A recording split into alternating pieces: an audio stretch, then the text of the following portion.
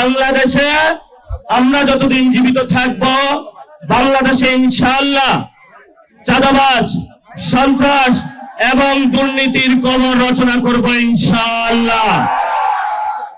আমরা এই হেদায়েতের দাওয়াত নিয়ে চট্টগ্রাম গিয়েছিলাম, আজকে কুমিল্লা এসেছি।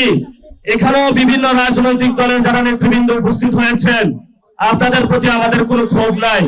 ছোট ভাই হিসাবে, সন্তান হিসাবে আপনাদের কাছে একটা আবেদন, প্লিজ যারা এই যে কুমিল্লার বাস স্টেশন গুলাতে চাঁদাবাজি করে, সিএনজি স্টেশনে চাঁদাবাজি হয়, মেডিকেলে চাঁদাবাজি হয়, আল্লাহর রাস্তা আপনারা এগুলা বন্ধ করেন। এবং কুমিল্লায় আমরা শুনেছি অনেক জায়গায় ছোট ছোট কিছু গডফাদার আছে এবং এরা নিত্য নৈমিত্তিক ভাবে খুন করে বেড়ায়, মানুষের জীবনের যারা ব্যবসায়ী রয়েছে তাদের জীবন বিপন্ন করে তুলছে।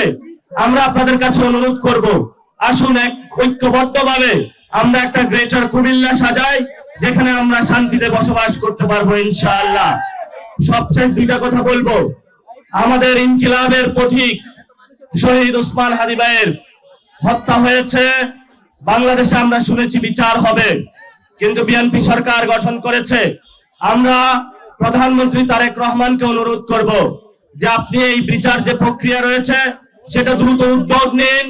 বাংলাদেশের সারা তরুণ সমাজ অপেক্ষায় আছে, আমরা রাজপথে নামতে প্রস্তুত আছি, কিন্তু আপনাদেরকে সময় দিচ্ছি।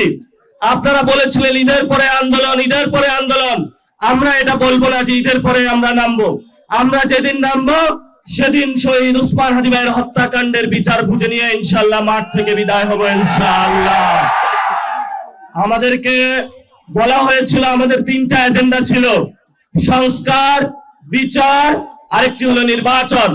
নির্বাচন হয়েছে, আপনারা যেভাবে হোক ক্ষমতায় গিয়েছেন, তাহলে এখন সংস্কারের কি হবে?